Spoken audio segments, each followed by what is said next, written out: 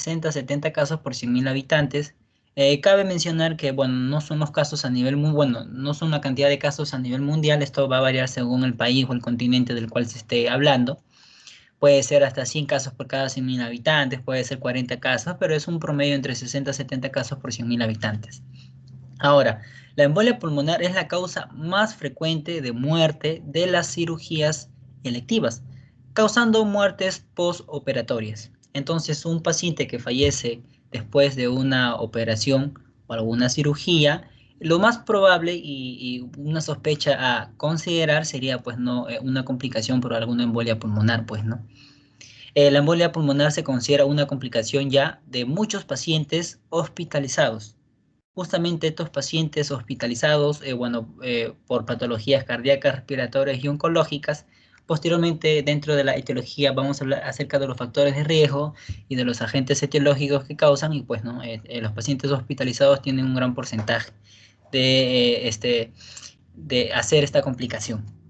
Las complicaciones de una tromboembolia pulmonar a largo plazo pues sería una hipertensión pulmonar, una patología de cronicidad. La incidencia general se dice que es mayor en los hombres que en las mujeres, pero actualmente se considera que están de igual a igual. Que con respecto al sexo no hay una variación como lo que es a comparación de la edad.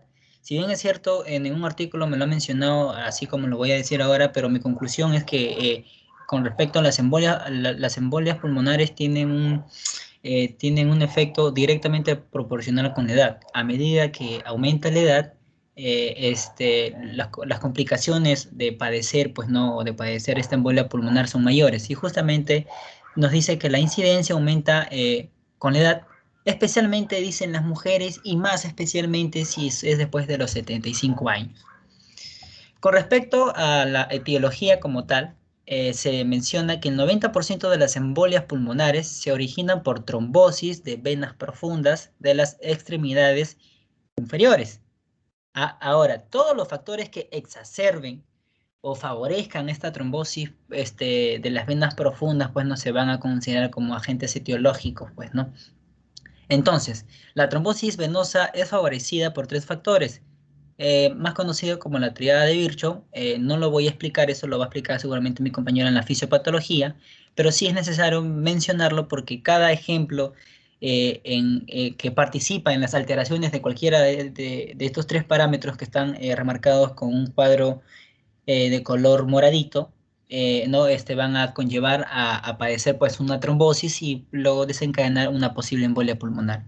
Entonces, con respecto a la estasia venosa, estamos hablando específicamente de la circulación sanguínea. Entonces, cuando ocurre esta alteración, específicamente nos referimos a que se enlentece, la circulación es más lenta.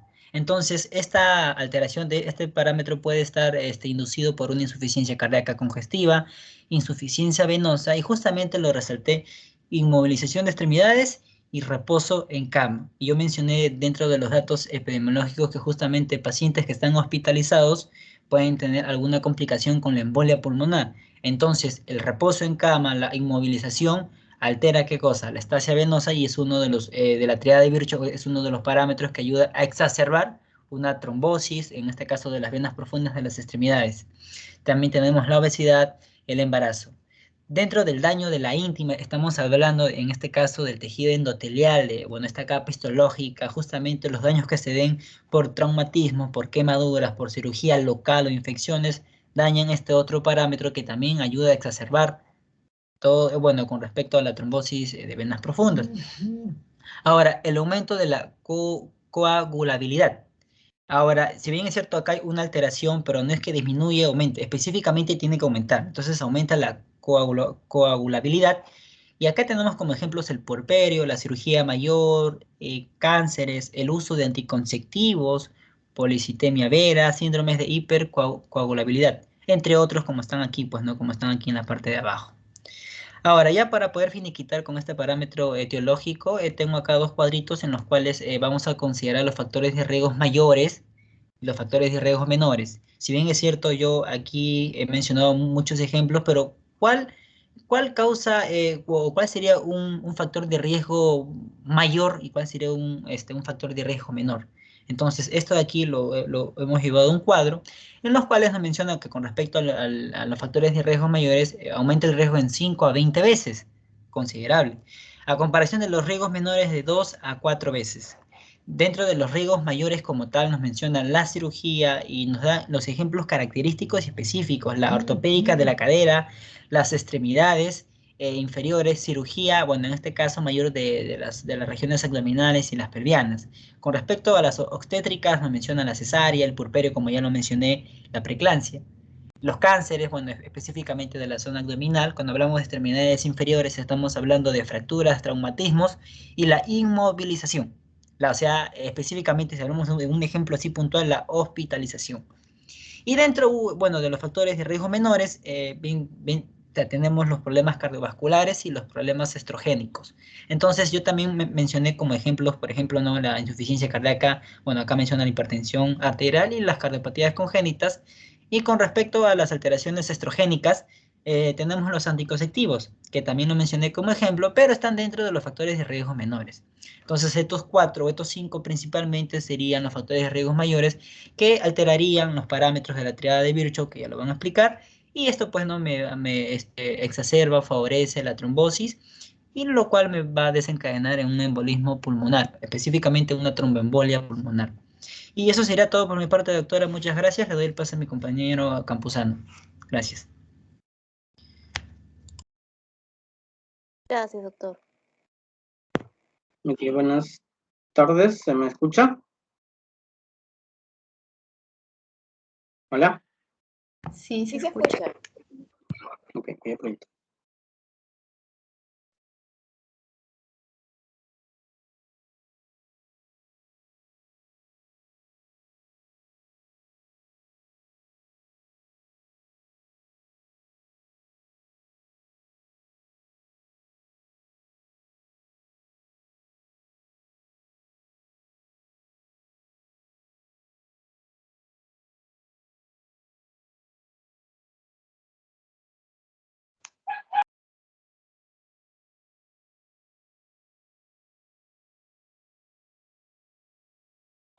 ¿Se puede ver? Disculpen. ¿Hola? Sí, sí se ve, pero falta proyectar, o sea, falta presentación. Ya. Bien, entonces, buenas tardes con todos. Yo le voy a hablar de una correlación clínica fisiopatológica que ocurre en un tromboembolismo pulmonar. No, en este caso, ¿por qué básicamente decidimos tromboembolismo pulmonar? Porque como mencioné el compañero, es uno de las que mayor en frecuencia se da, un 80 o 90% de la embolia son tromboembolismo pulmonar. Entonces, este triángulo nos recuerda lo que ya nos dijo nuestro compañero, la triada de Virchow, y importante estos tres eventos, la hipercoagulabilidad, la lesión endotelial y la éstasis, ¿no? Ya nuestro compañero nos dio detalles de cada uno de estos. El hecho es que cuando este evento ocurre, la probabilidad de tener la formación de un tromboembolismo es mucho mayor. Ahí vemos ahí las características que son importantes realmente. ¿Por qué? ¿Por qué son importantes considerar estas características y sobre todo considerarlos como factores de riesgo? Porque el mismo hecho, dependiendo del grado de tromboembolismo, muchos de ellos no suelen dar, digamos, síntomas hasta que de pronto haya un grado taponamiento total, por ejemplo, ¿no? Entonces, cuando, por ejemplo, los trombos son pequeños, a veces no tenemos unos síntomas tan específicos. Sin embargo, considerando los factores de riesgo, nosotros ya podemos sospechar y pedir los análisis correspondientes, ¿no? Eso es importante, por eso los factores de riesgo. Entonces, con esta triada, tengo en esta imagen la presentación, por ejemplo, de dónde más se da, que puede ser, por ejemplo, la vena femoral, ¿no? Por ejemplo, que es uno de los lugares donde mayormente se da digamos, esta hipercoagulabilidad, se le puede decir, ¿no? En este caso vemos que acá se forma, por ejemplo, un trombo y uno de ellos, en forma de émbolos, se sale, nos diríamos que se rompe. Y ese es el problema, porque este émbolo que se sale de este grupo gigante va a recorrer, como vemos, primero va a subir hacia la vena cava inferior y va a llegar hasta el corazón. llega al ventrículo, a la aurícula derecha, y luego el ventrículo derecho, y luego posteriormente va a pasar a los pulmones, ¿no? Y ahí viene el problema. Y la pregunta sería, ¿necesariamente todos los émbolos que se salen llegan hasta los pulmones? La verdad que no, sino que son los más grandes. Por eso que es importante el tamaño. No, generalmente los que han llegado son los que han sido más grandes, ya que los pequeñitos se suelen, con el mismo cuerpo, se suelen, digamos, destruir, ¿no? Como reacción protectora de nuestro cuerpo, ¿no? Entonces, cuando llegan, dependiendo de su tamaño, se van a ubicar en alguna parte de los pulmones, no dependiendo. Por ejemplo, si este émbolo es bien grande, se puede, digamos, colocar en el tronco, en la arteria pulmonar, ¿no? En el tronco de la arteria pulmonar, o de repente en una de las ramas principales. Y cuando eso ocurre, por ejemplo, la severidad del tromboembolismo sería mucho mayor a que cuando lo hacen a nivel más periférico, ¿no? Por ejemplo, en este caso, ¿no? Ahí sería un poco menos severos. Sin embargo, también tenemos que evaluar los otros factores de riesgo del paciente, la función pulmonar del paciente, ¿no? Por ejemplo, ¿no? Asimismo, también deberíamos evaluar en este caso el grado de obstrucción, ¿no? Porque no es lo mismo un grado de obstrucción total a un 30%, un 50%, ¿no? Eso va a variar, y según eso también vemos los síntomas. En esta imagen, por ejemplo, vemos cómo se podría ver si, digamos, hacemos una biopsia, algo así.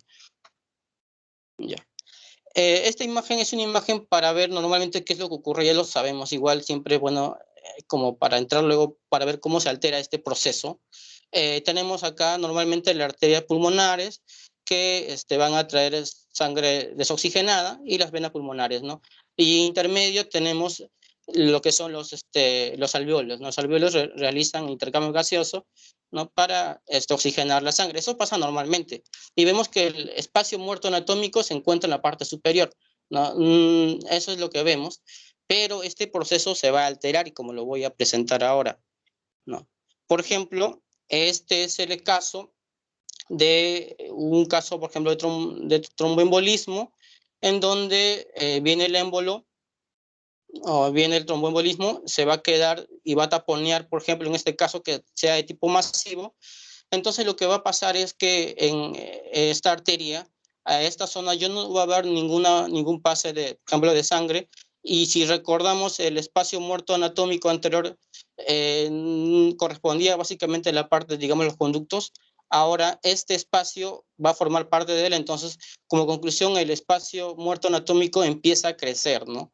Empieza a crecer, y obviamente aquí ya no va a haber intercambios, ¿no? Eso, por ejemplo, hablaríamos en este caso del compromiso de los anormal del intercambio gaseoso. Eso es cuando haya un tromboembolismo pulmonar, digamos, completo, o pero no siempre es así. Por ejemplo, puede haber grados en donde sea solamente un 25%, o de repente un 50%.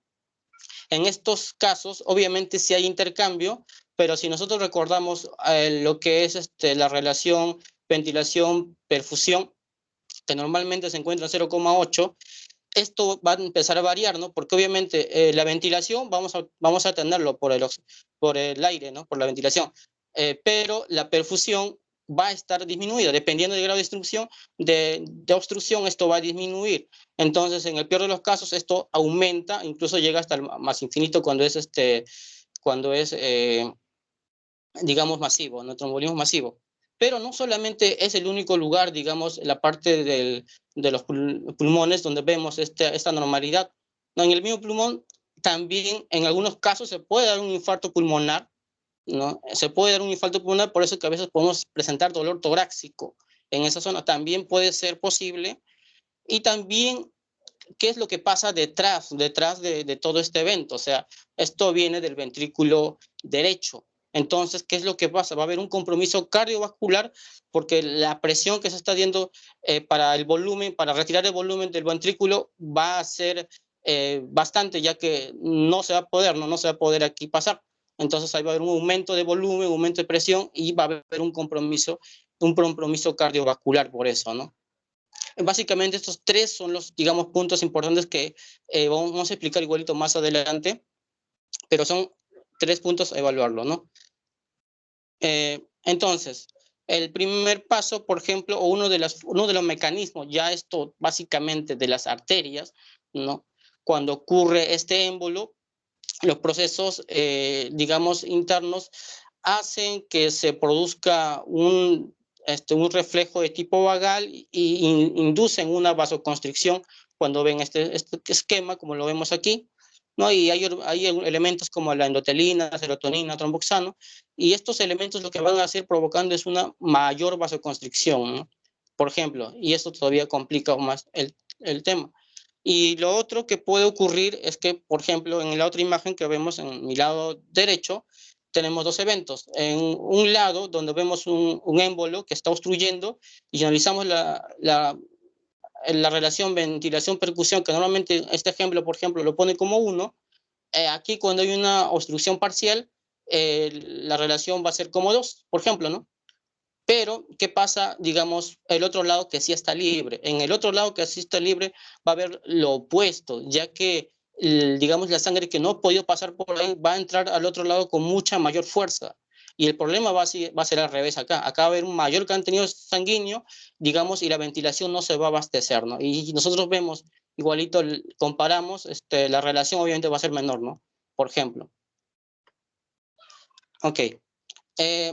Aquí hay un resumen, por ejemplo, de lo que podría ser a nivel de una obstrucción arterial pulmonar, qué es lo que pasa, ¿no? Los eventos que le mencioné, por ejemplo, de la vasoconstricción, de los vasos, la vasoconstricción, y que finalmente obviamente termina en hipoxia, como todo esto, porque no hay intercambio, a la larga va a terminar trayendo una hipertensión pulmonar, ¿no?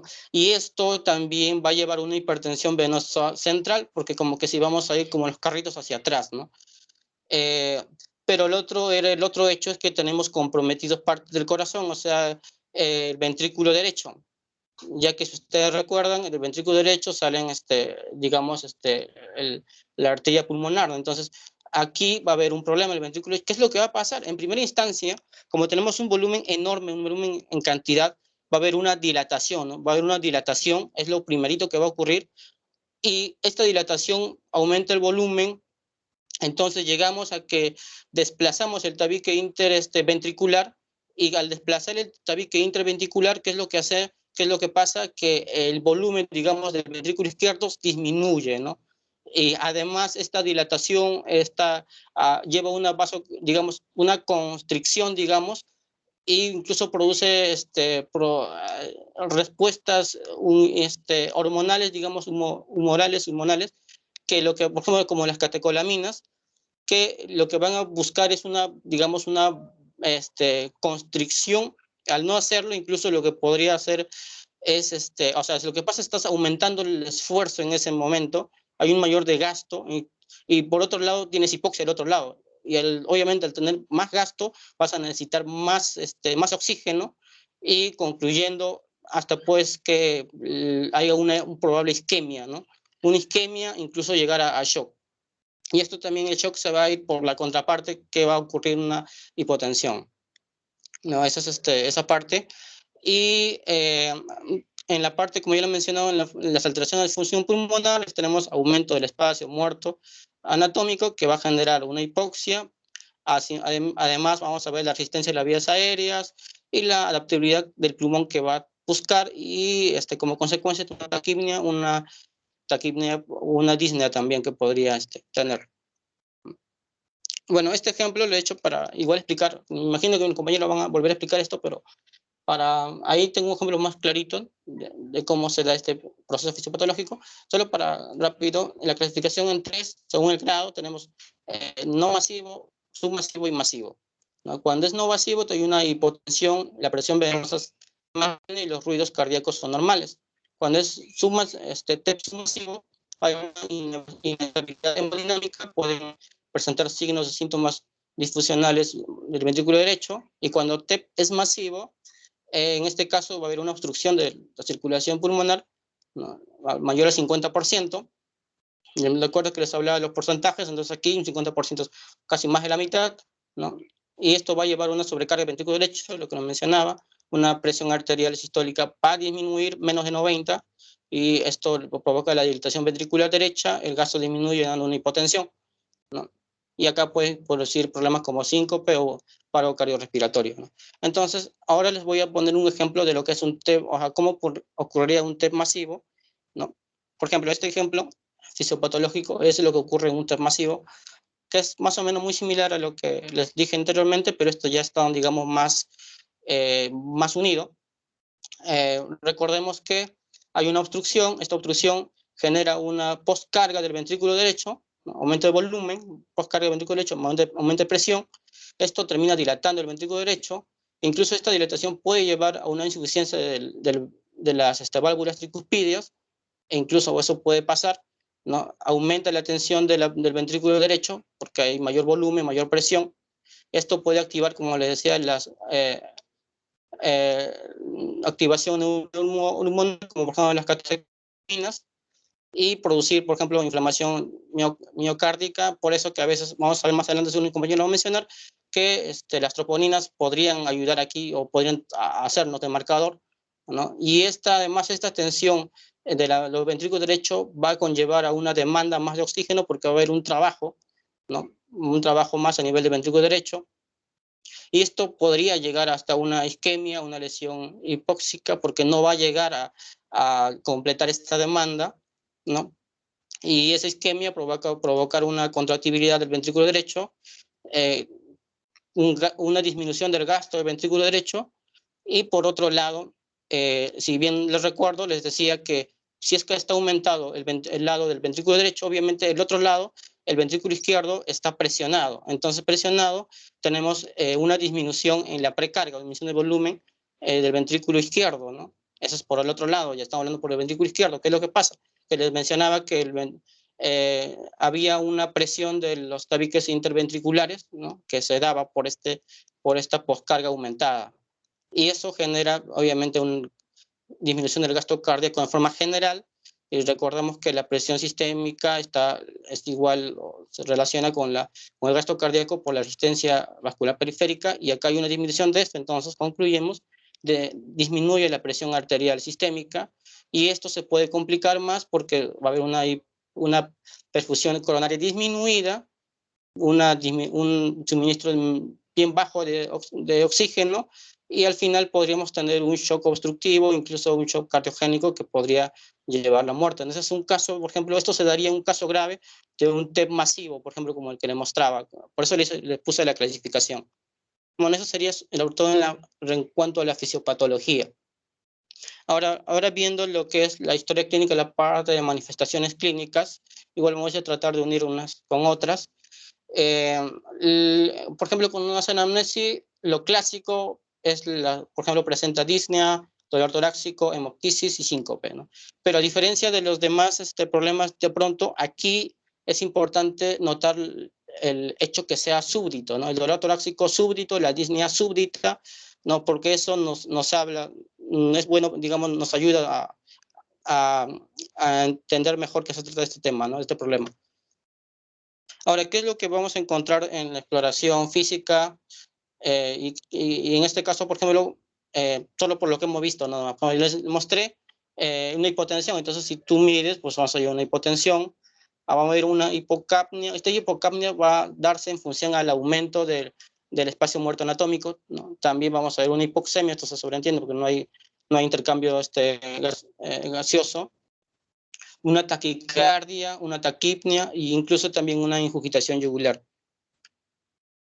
Bueno, y acá este esquema más o menos busca enlazar cada uno de ambos conceptos, la parte fisiopatológica y la parte, digamos, de los signos y síntomas, ¿no? Por ejemplo, este es el caso de un paciente con un tromboembolismo pulmonar de miembros inferiores. O sea, digamos, si es bien florido, vamos a tener las características de un tromboembolismo de miembros inferiores, ¿no? Los signos Hoffman, de Mons, el olor y los edemas, el aumento de la temperatura, es lo que se podría ver allí. No, pero de repente allí, después de esto, se desprende un émbolo y hablamos de una embolia ya pulmonar. Esta embolia pulmonar va a generar una obstrucción vascular de los pulmones y, por ejemplo, esto conllevaría una broncoconstricción en los pulmones distales y generalmente asociaríamos a una disnea, ¿no? Por otro lado, hay un aumento del espacio muerto alveolar y generaría una hipocapnia. Por otro lado, vamos a ver es un cortocircuito derecha-izquierda, porque si, a ver, más o menos eso lo vemos acá, cortocircuito derecha-izquierda, porque digamos que de este lado a este lado normalmente es derecha-izquierda, porque no va a ir esa ruta por lo mismo del émbolo, ¿no? Y eso que es lo que, por ejemplo, podría llevarnos, obviamente, a alterar lo que es la hipoxemia arterial. Por otro lado, la hiperventilación que el paciente puede tener nos haría relación a la taquipnia, que se presentaría signos y síntomas, y de forma general, todo este proceso podría llevar a un colapso circulatorio, que se va a evidenciar, por ejemplo, con una pletura yugular, la presencia de los sonidos S3 y S4, y una hipotensión arterial, que es lo que podría llevar hasta la muerte, ¿no? Bueno, eso sería todo. Muchas gracias.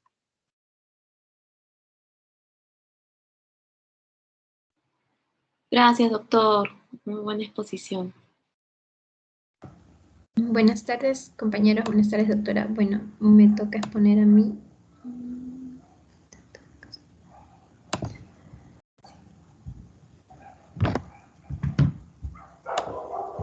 Bueno, a mí me ha tocado hablar acerca del diagnóstico de embolia pulmonar. Bueno, el diagnóstico principalmente se va a basar en la sospecha clínica, los datos clínicos asociados a los factores de riesgo y también algunos estudios de imagen que voy a explicar. Además, también existen escalas estandarizadas como son la del puntaje de Wells o el de puntaje de Génova, que permiten clasificar al paciente dependiendo del grado de probabilidad del embolismo, ya sea bajo, intermedio o alto.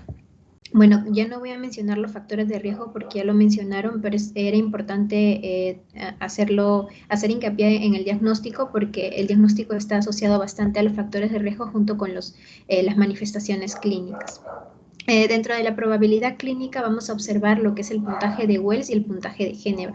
El puntaje de Wells es una prueba en la cual, en base a algunos síntomas clínicos, se va a tomar la suma de estos puntos, lo que nos va a ayudar a poder determinar si es que el paciente tiene ya sea un grado alto, intermedio o bajo de tromboembolismo pulmonar o embolismo pulmonar.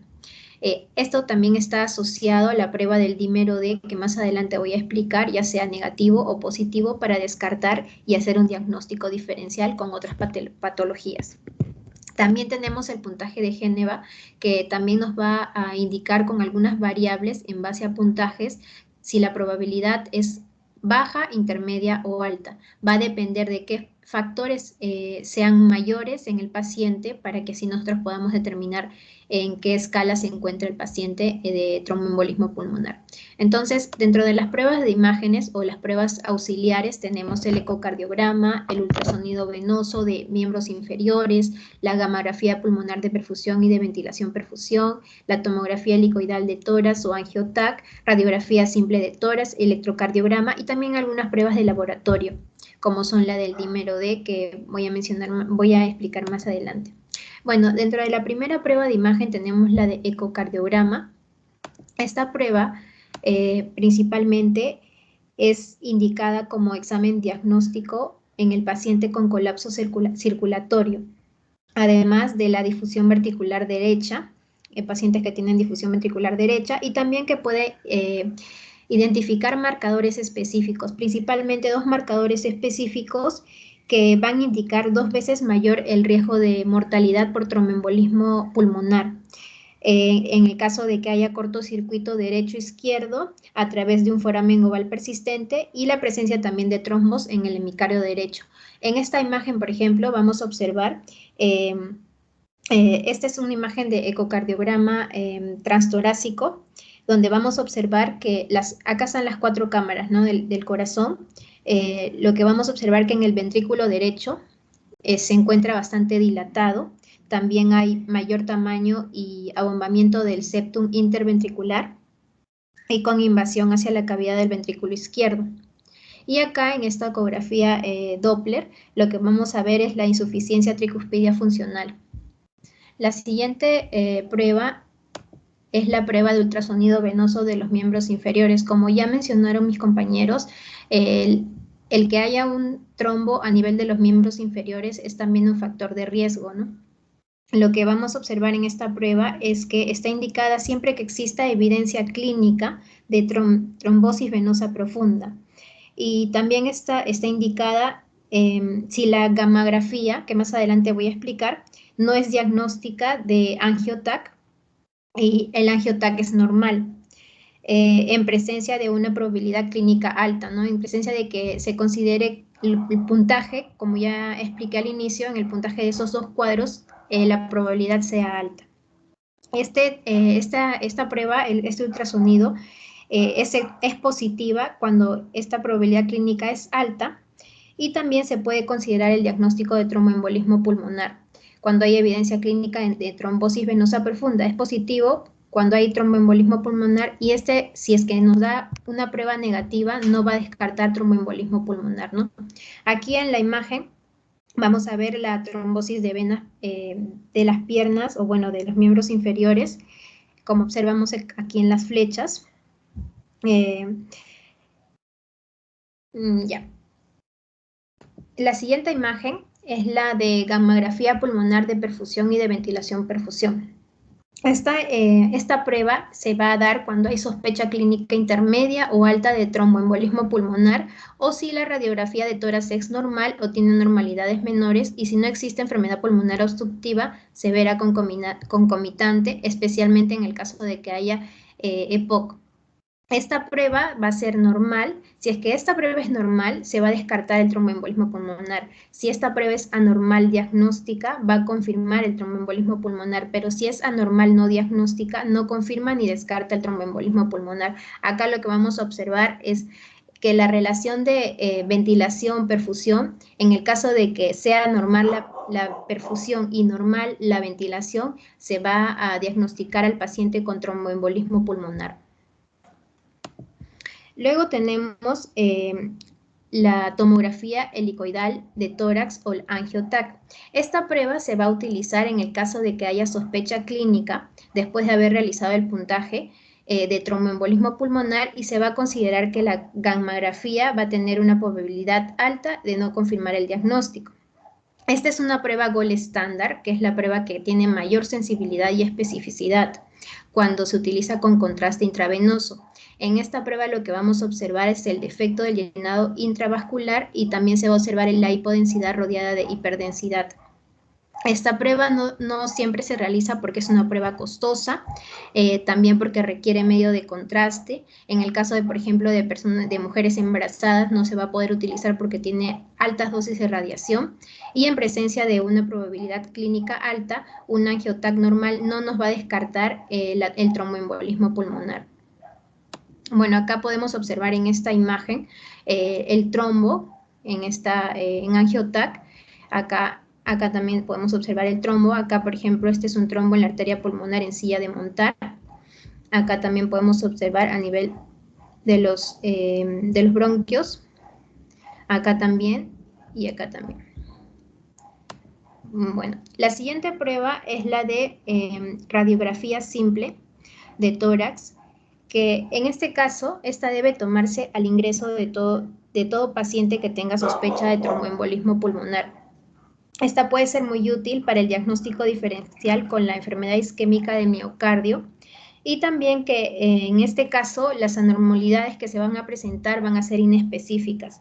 La más frecuente, por ejemplo, son la taquicardia sinusal y los signos de sobrecarga sistólica del ventrículo derecho. En el caso de que se presente onda T negativa o en el que haya desnivel del segmento ST, en las precordiales derecha y la pared inferior. Aquí es lo que se habla de el segmento 1, intermedio 1, Q3 y T3 invertido.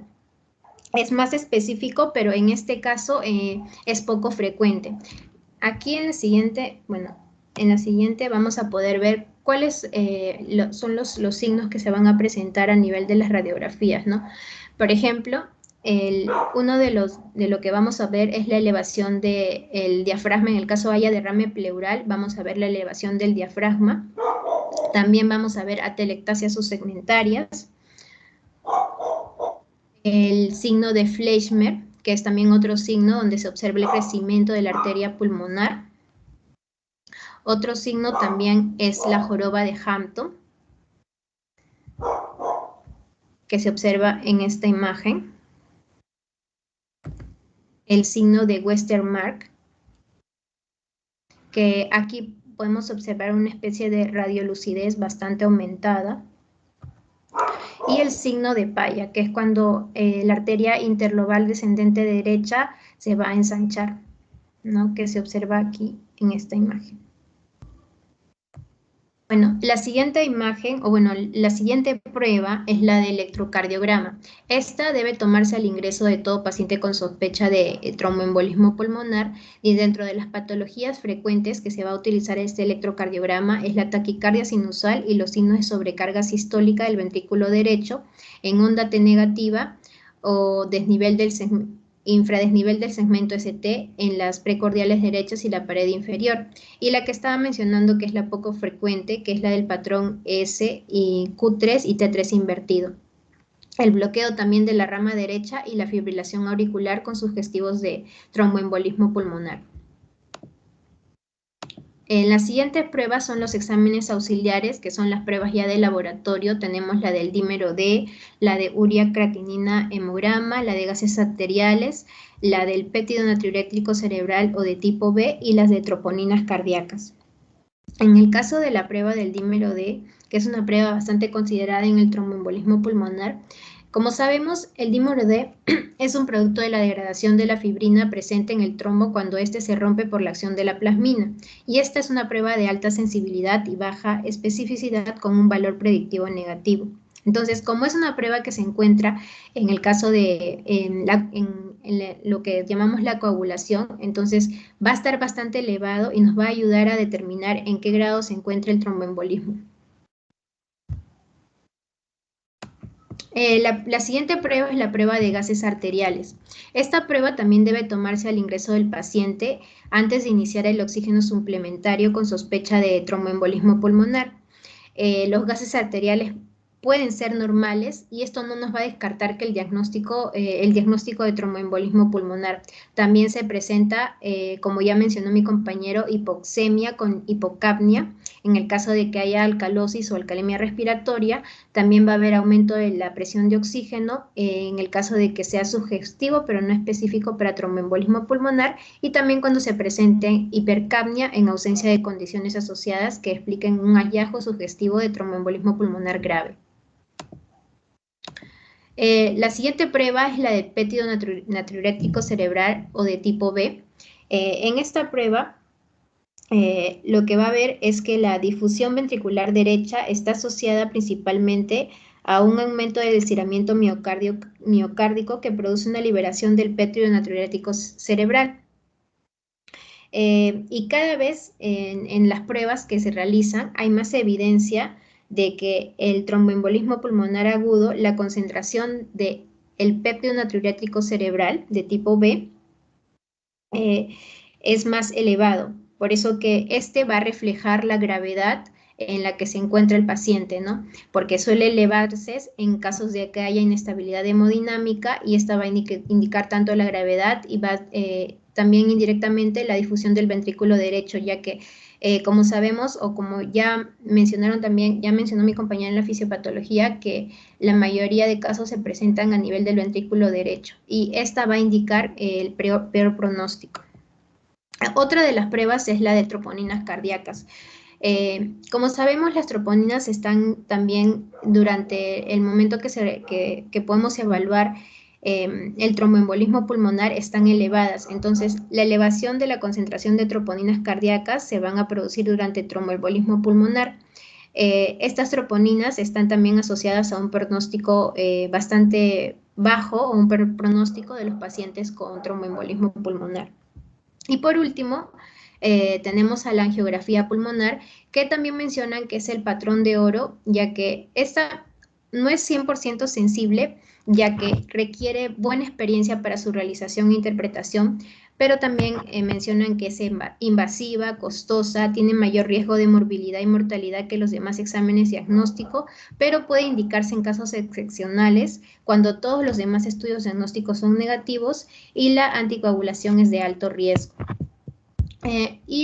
Bueno, en este diagrama lo que podemos observar es que cómo es que se va a manejar el diagnóstico de sospecha de tromboembolismo pulmonar. Lo que va a ver es que, por ejemplo, ante una sospecha de un paciente con tromboembolismo pulmonar, primero se debe evaluar la gravedad, ¿no? Si es que es de riesgo alto o de riesgo no alto. Luego, después de evaluar la clínica, ya sea con datos de choque o hipotensión pulmonar y con marcadores de difusión y daño del ventrículo derecho, el paciente, si es que es de riesgo bajo, moderado o no alto, se debe determinar primero el dímero D, ¿no? Primero, después de determinar el dímero D, vamos a descartar si es que se trata de un tromboembolismo pulmonar, si es que el dímero D es menor de 500. Pero si el dímero D es mayor de 500, debemos realizar una angiotomografía pulmonar y después de realizar la angiotomografía pulmonar al mismo tiempo debemos revisar si es que esta es negativa o positiva, ya sea para descartar el tromboembolismo pulmonar o ya sea para ya confirmar este diagnóstico y empezar el tratamiento. En el caso de que el paciente sea de riesgo alto, vamos a evaluar primero a través de una tomografía y si es que la tomografía es positiva, vamos a realizar nuevamente una angiotomografía pulmonar y vamos a indicar lo que ya mencioné, ¿no? Si es que es negativa, se descarta el tromboembolismo, si es positiva, se empieza con el tratamiento después de realizar el diagnóstico. Y en el caso de que la tomografía no se indique o no nos indique positividad para el diagnóstico de tromboembolismo, entonces vamos a observar la sobrecarga del ventrículo derecho en una ecocardiografía. Y si esta es positiva, vamos a realizar una tomografía o si no, vamos a descartar el tromboembolismo pulmonar. Eso sería todo con respecto al diagnóstico. Muchas gracias.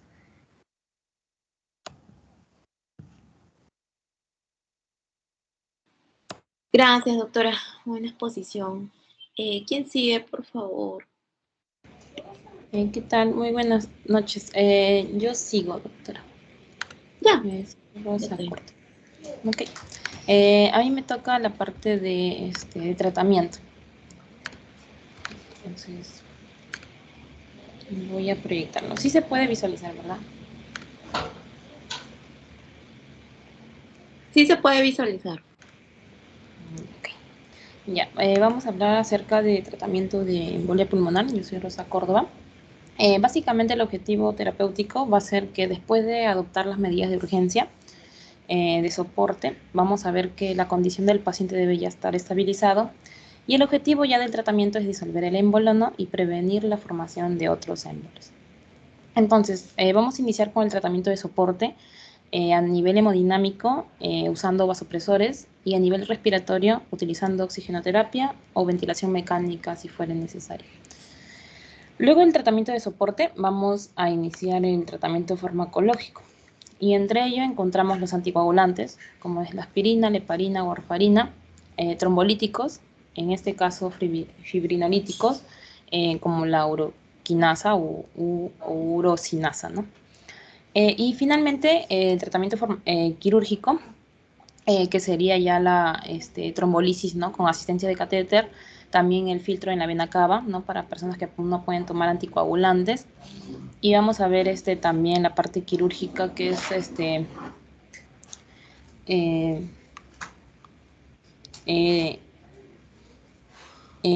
trombectomías o emboloctomías.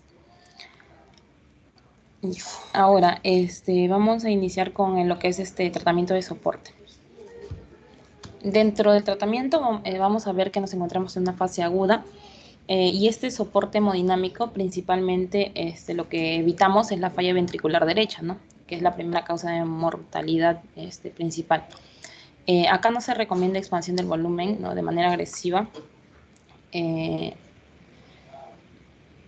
Sí, con 500 mililitros de solución, ¿no? Ayuda a incrementar lo que es el gasto cardíaco, ayudando a incrementar el gasto cardíaco. Acá vamos a utilizar vasopresores si es necesario.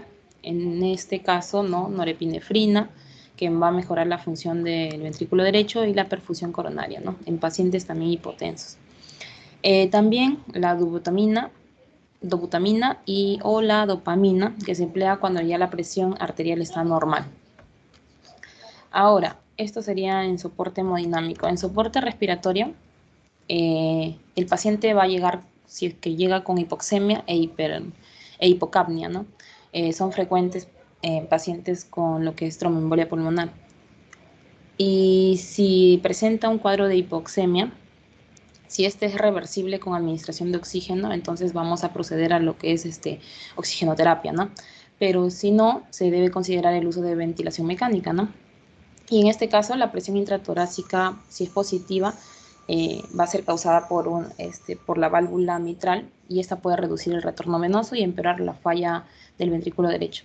Entonces, para ello vamos a usar el uso del volumen tidal, ¿no? Bajos, 6 mililitros por kilogramo de peso.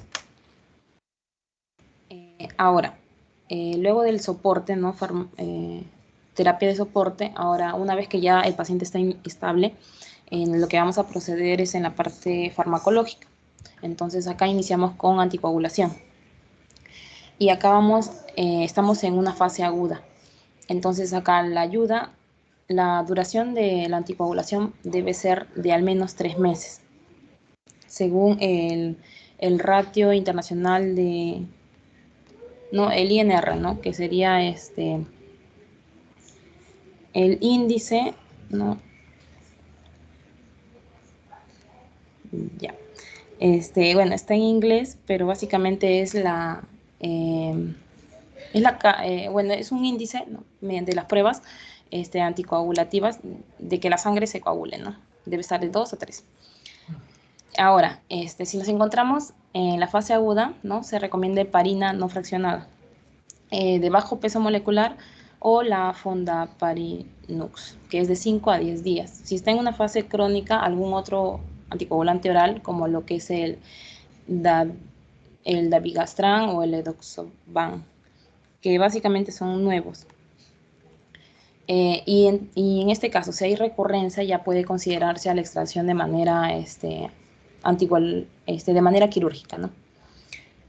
Ahora, la dosis en fase aguda, como las estamos viendo, ¿no? En la heparina o la fondaparinux y la heparina no fraccionada intravenosa.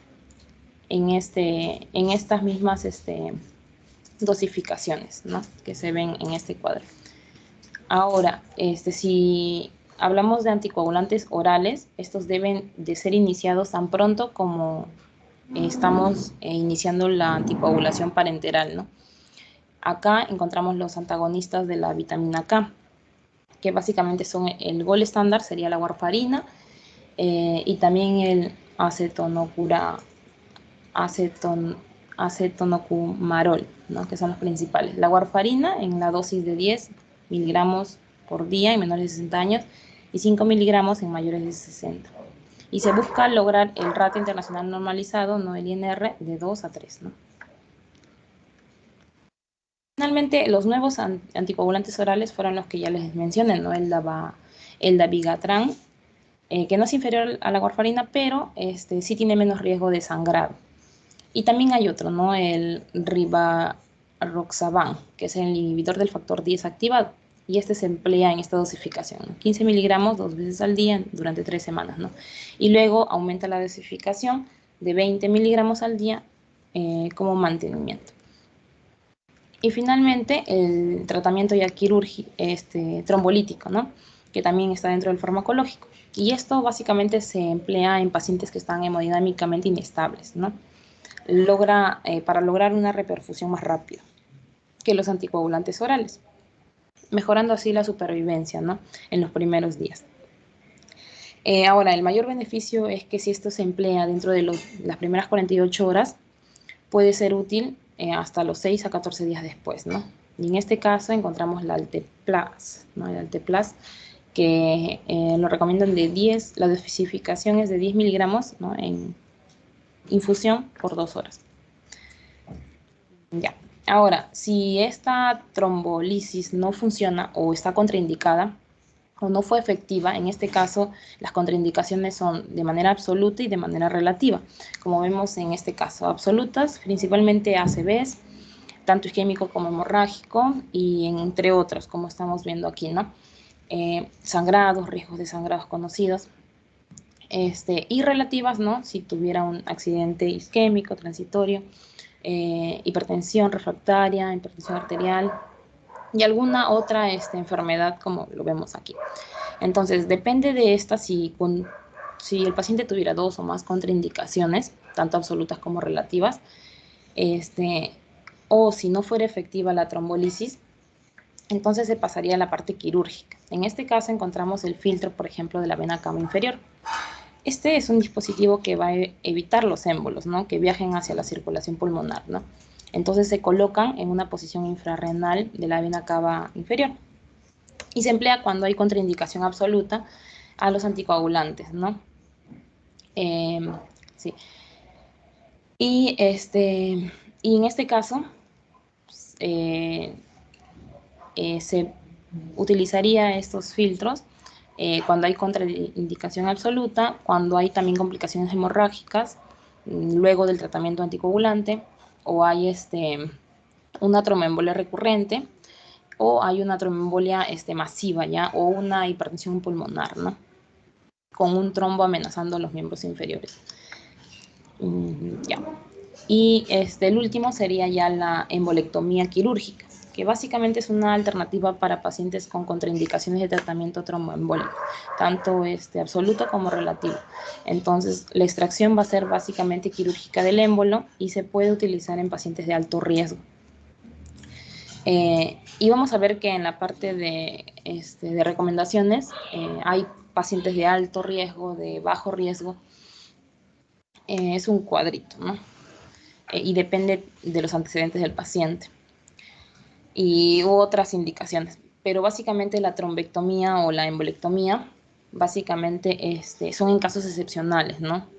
Y es para poder extraer el coágulo. La trombectomía básicamente es la extracción del coágulo, ¿no? En pacientes principalmente con trombosis venosa profunda. Y la embolectomía implica básicamente eliminar ya los bloqueos que los coágulos causan, ¿no? En los pulmones o en los pacientes, en este caso con embolia pulmonar. Y ese sería el último, ¿no? Sí. Eso sería todo. Muchas gracias. Gracias, doctora. Muy bien, muy buenas exposiciones. Creo, ¿nos falta pronóstico o hasta ahí hemos acabado? Sí, doctora. Falta pronóstico y prevención. Ya, muy amable. Gracias, doctora.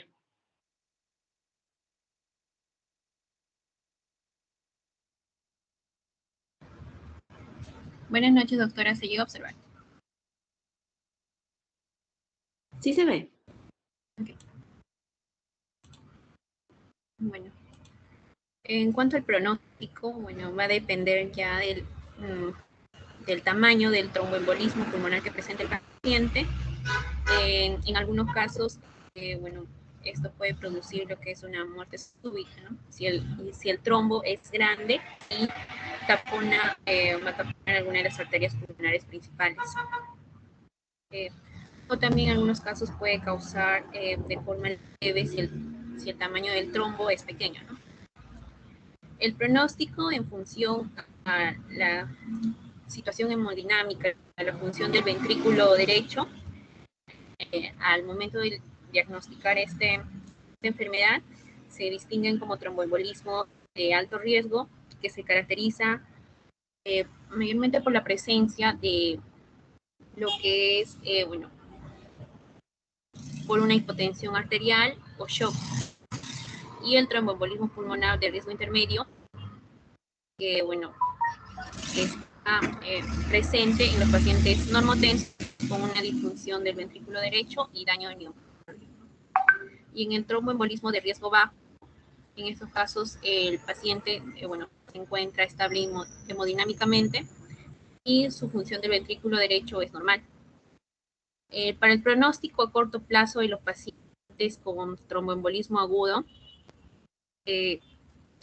ya sean sintomáticos, se debe asociar también a las características que presenta el paciente y con los factores desencadenantes a un evento trombótico, como por ejemplo, en el caso de los pacientes con tromboembolismo pulmonar secundario a un cáncer, estos casos el pronóstico es peor que en los pacientes que tienen un tromboembolismo pulmonar secundario a una cirugía, ¿no?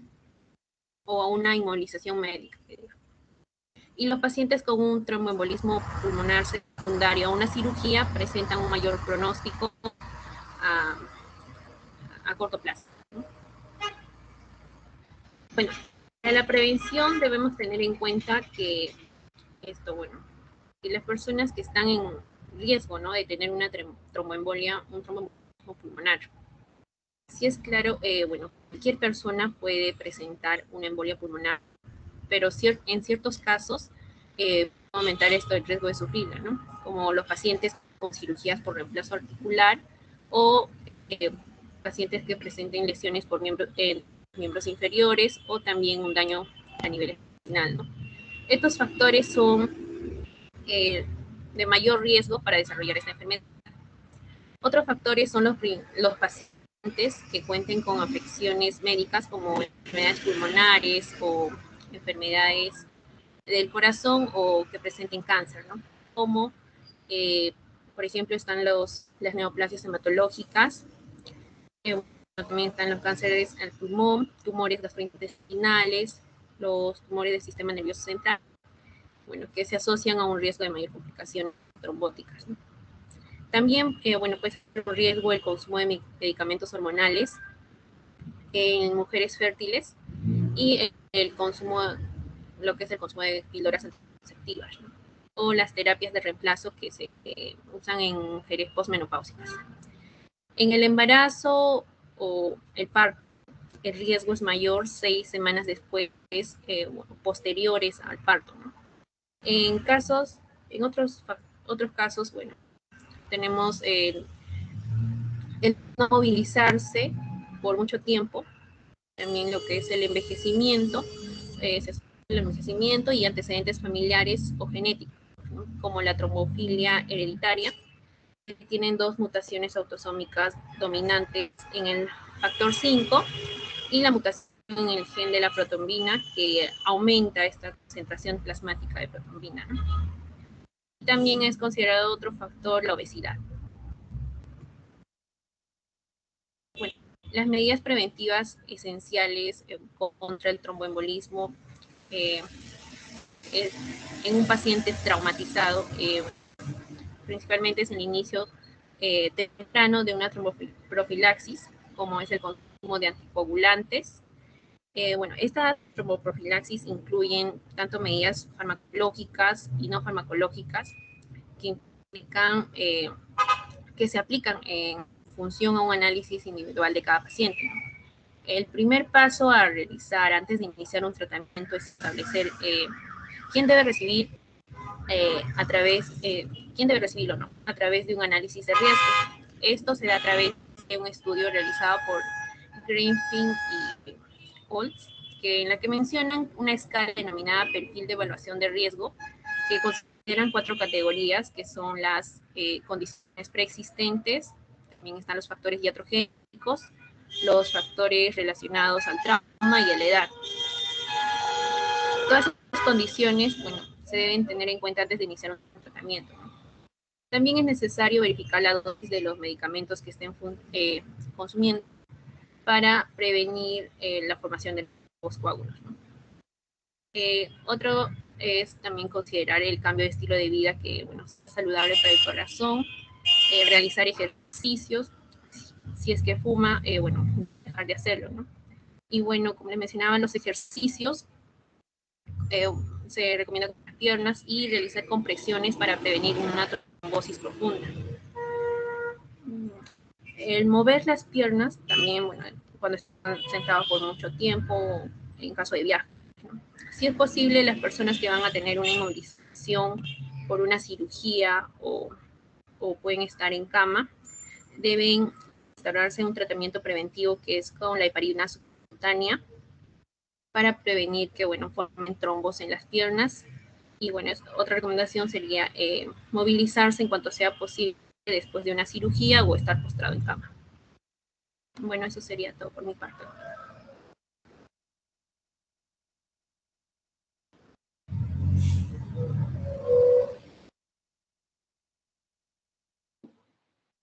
Ya. Muchas gracias, doctores, por las exposiciones. A ver, vamos a ver algunas preguntas de los compañeros. Por favor, las preguntas que tengan dudas del tema. Este es un tema bien importante porque es frecuente que los pacientes hospitalizados de pronto inicien con disnea súbita y hay que hacer diagnósticos diferenciales. ¿No hay preguntas al respecto? ¿Qué diagnósticos diferenciales van a tener con el TEP? Porque un paciente con disnea súbita y dolor torácico no solamente va a tener TEP. Por la disnea podría ser neumonía también, doctor. Sí, puede ser. El tiempo de repente la neumonía tendrían que ya valorar, ¿no? Si es que tiene fiebre, tos, expectoración ya verdosa, cambios de color. Pero puede ser porque tiene disnea, puede tener dolor torácico. Por eso si es una neumonía grande, puede doler, ¿no? ¿Qué otra cosa?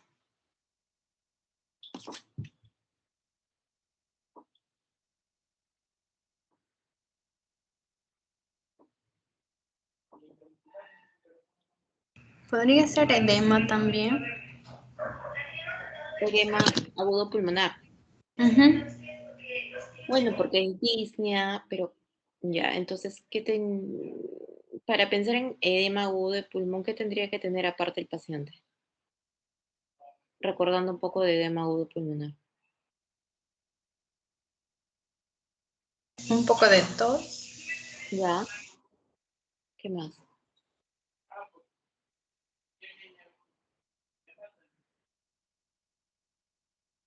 Es más, a veces hablan de una expectoración asalmonada. Si yo lo oculto va a haber crepitantes, bilaterales, de repente edemas en miembros inferiores. Que un paciente tenga TEP no significa que vaya a ser lo único que tenga. Pues por un TEP puede haber ya lo han explicado en la fisiopatología, ¿no? Puede haber un daño cardíaco y dar una insuficiencia cardíaca de manera súbita y esto puede conllevar a un edema agudo de pulmón.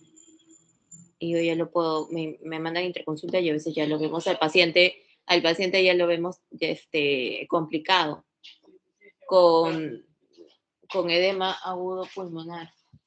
Entonces es importante tener sí, los diagnósticos diferenciales. Otro diagnóstico diferencial podría ser con el infarto. Con un infarto también puede ser. Hay dolor torácico. Entonces esto tengo que tener en la cabeza. Sí. Con el infarto tendría que verse ahí la intensidad y la forma de presentación en caso de ese tipo de dolor que pueda presentarse. Muy bien. Tengo que valorar bien la clínica de mi paciente. ¿Ya? Eso es para yo ir haciendo mis diagnósticos diferenciales. Bien, como lo han dicho. Un paciente también que, a ver, a veces tenemos pacientes que tienen fibrosis pulmonares avanzadas o un EPIT en sí avanzado, entonces pueden aparecer bulas en esos pulmones con arquitectura alterada. Estas bulas son espacios de aire que se pueden reventar en cualquier momento. De pronto el paciente está ahí en la cama sentadito y de pronto tiene inicio súbito, dolor torácico y es un neumotórax, que también puede ser mi diagnóstico diferencial. Pero ya lo han descrito sus factores de riesgo, ¿no? Son pacientes que están encamados mucho tiempo, han tenido de repente una cirugía grande que da inflamación en el endotelio. Y ahora en la pandemia lo que vemos bastante es por COVID, este tipo de, esta triada, y por eso tienen también TEP, hay que anticoagular a estos pacientes. Y lo hacemos con enoxaparina.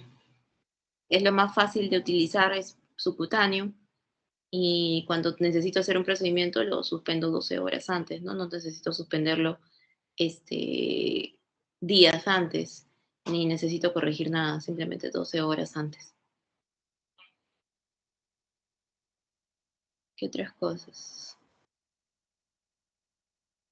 ¿Qué más? Y en la placa de tórax, ¿qué es lo más frecuente que voy a encontrar? Porque va a venir un La paciente atelectasia. atelectasia. Ujú. ¿Qué más puedo encontrar? ¿Por qué, doctor, sería atelectasia? Bueno, es una respuesta inflamatoria que termina comprometiendo neumocito 2 y eso causa atelectasia, ¿no? O sea, cuando se da la obstrucción, hay una respuesta del mismo sistema inmunológico y con tipo inflamatorio, por lo menos. Entonces, ese postinflamatorio termina comprometiendo a las células que están, ¿no? Está el neumocito 1, neumocito 2, sobre todo el 2, que es la que produce el surfactante. Entonces, ahí viene el problema. Ya.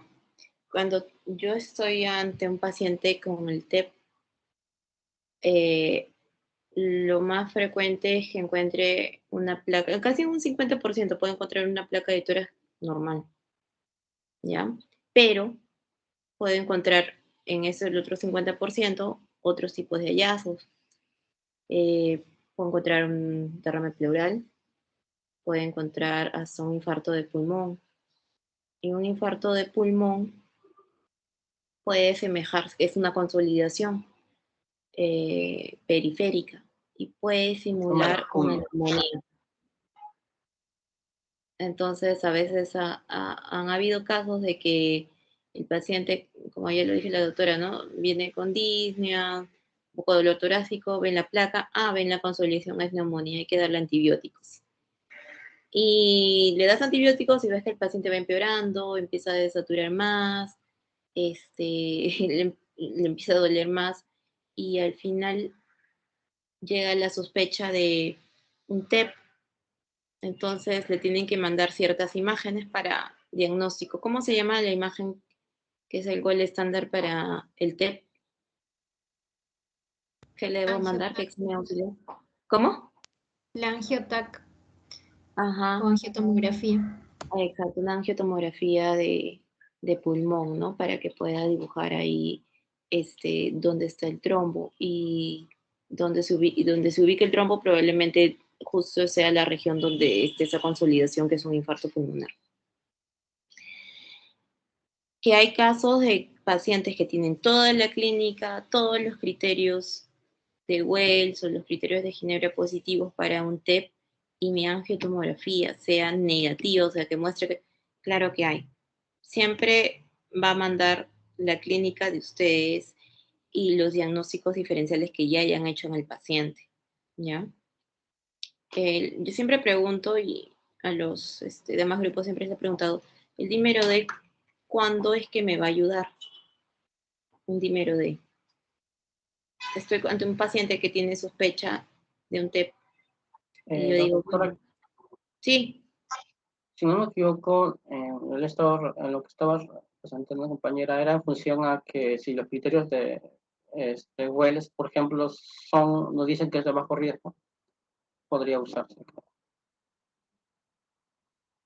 y cuando el dímero D, o sea, a ver, ya tengo mi paciente, le dices Wells, O sea, el puntaje que nos da sería como menos de 4, ¿no? ya, me sale que es una probabilidad baja de que tenga un TEP. Y le digo, bueno, yo le mando un dímero D. ¿Qué espero que me salga el dímero D? ¿Positivo, negativo? ¿Cómo me va a ayudar el dímero D? Claro, va a indicar la presencia de si hay coágulos o no. Eso es lo que va a indicar. Claro, serán pequeños, pero si sale que no hay presencia, pues no se sospecharía otra cosa o repletaría el diagnóstico. Exacto, cuando mi dímero D sale negativo en un paciente que tiene baja probabilidad de TEP o moderada probabilidad, ahí es donde me ayuda el dímero D. porque después el dímero D se puede elevar por muchas razones. ¿Por qué razones se puede elevar un dímero D que no sea por TEP?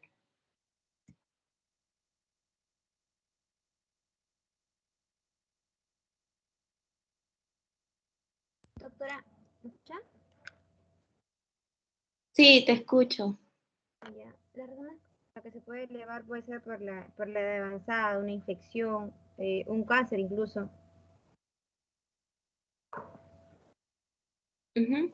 Se eleva por varias cosas, ¿no? Has dicho bien, por la misma edad, por el estrés del paciente que está hospitalizado, en la gestante se puede elevar. Entonces es muy sensible. Es por eso que me va a ayudar el dímero D siempre y cuando quiero descartar un TEP. Por eso es importante. Entonces, vemos que yo sospecho de un TEP en un paciente que tiene disnea de inicio súbito, tiene dolor torácico, tengo que hacer mis diagnósticos diferenciales. Mínimo le voy a pedir una placa de tórax a este paciente, ¿ya? Porque puede ser, como ha dicho la doctora, ¿qué tal es una neumonía? ¿Qué tal es un neumotórax? Pues puede ser.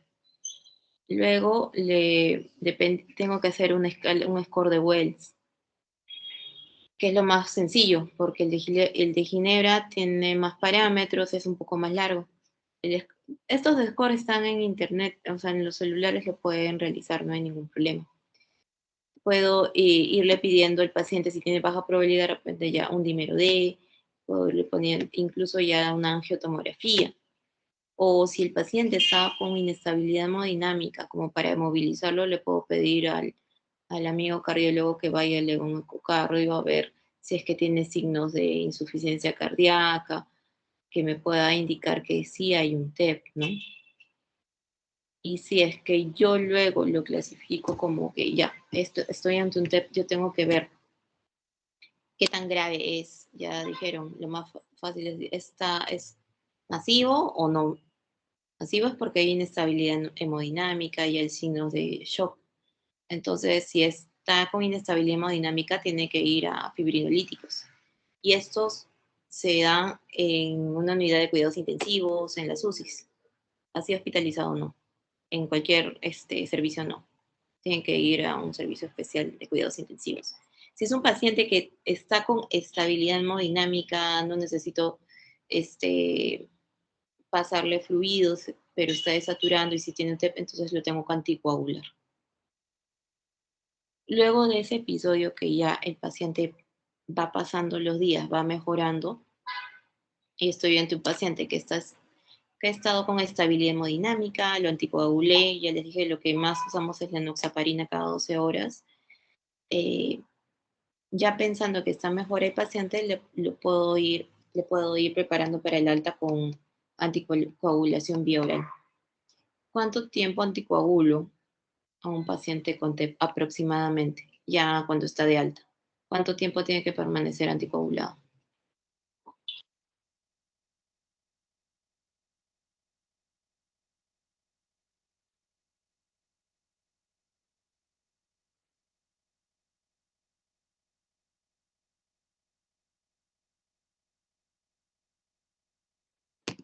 Por lo menos unos 6 meses, ¿ya? Y luego, ¿qué hago con este paciente? Bueno, nosotros le podemos hacer función pulmonar para ver qué tanto ha afectado el TEP al pulmón y le podemos mandar a hacer una angiotomografía para ver si ese trombo ya resolvió. Si es que resolvió, está con buena función pulmonar, no tiene síntomas el paciente, se le quita la anticoagulación, ¿no? Lo otro es que este grupo de pacientes, hasta un 10% de pacientes que han tenido TEP agudo pueden evolucionar a un TEP crónico, que puede comprometer ya la función pulmonar, puede tener disnea crónica y puede derivarse a que tenga una pues puede llegar a tener una hipertensión pulmonar, ¿no? Y aquí ya puedo hablar de repente trombectomía, cirugías, tratar de quitar el coágulo, continuarle con la anticoagulación, ¿no? Bien, preguntas, doctores.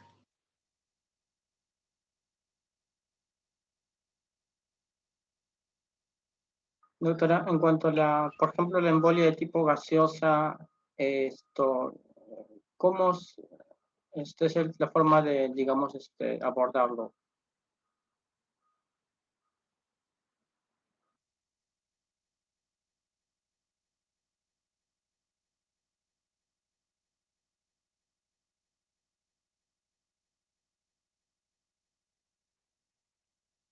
Me dijo té de grasa. O sea, claro que no, por ejemplo, lo más usual es que es un trombo, ¿no? Pero si es otro elemento, por ejemplo, grasa, o el mismo aire.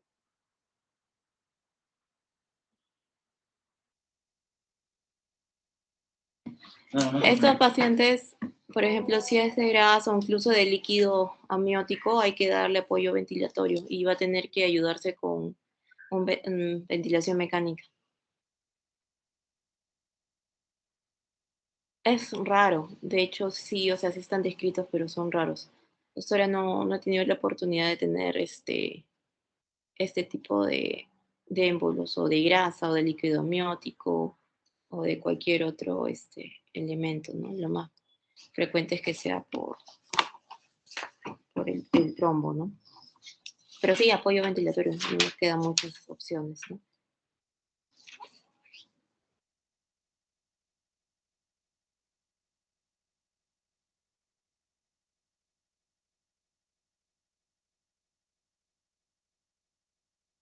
Doctor, entonces cuando se sospecha de un trombo, se pide un angiotac.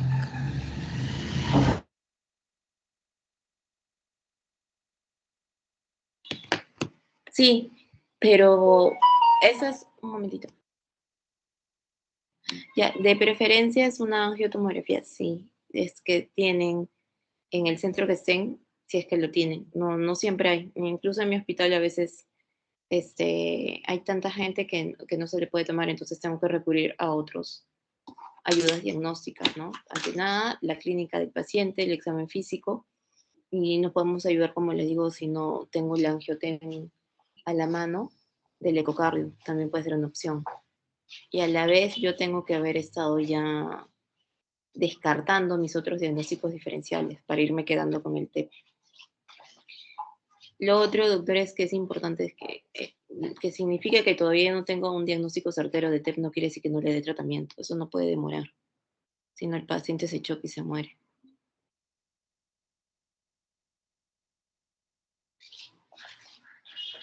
¿Sí? Preguntas.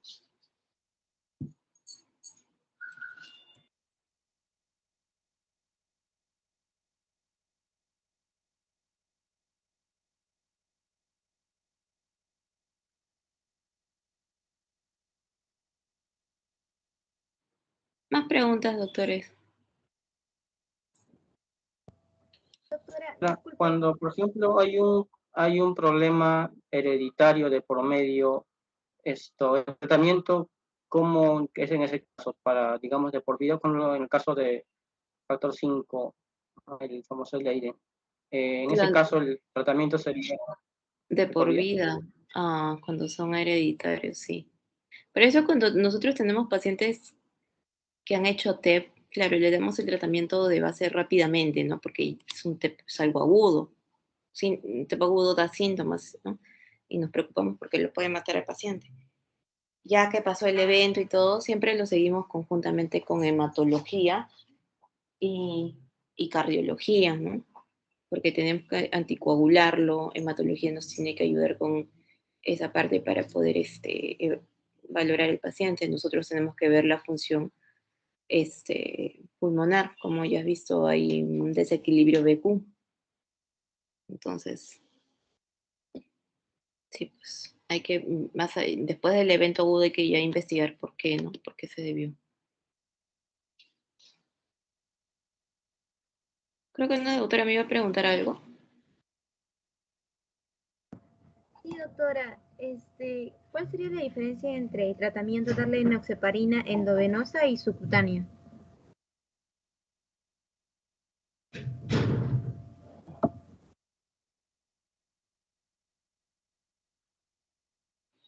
Enoxaparina, me has dicho enoxaparina subcutánea y endovenosa.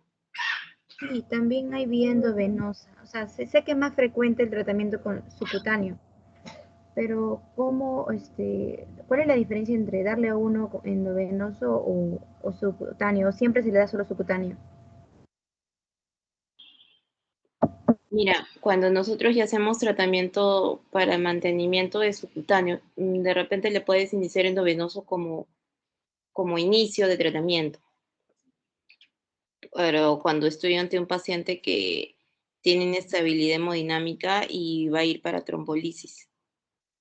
Pero si no está con inestabilidad hemodinámica, le tengo que dar nomás enoxaparina subcutánea.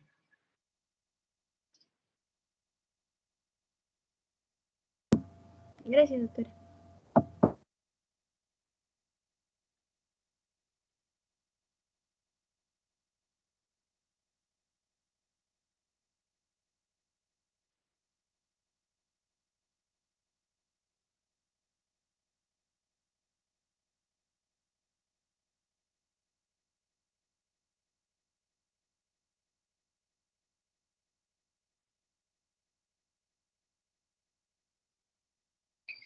Bien, doctores, si no hay más preguntas, lo dejamos por ahora hasta acá.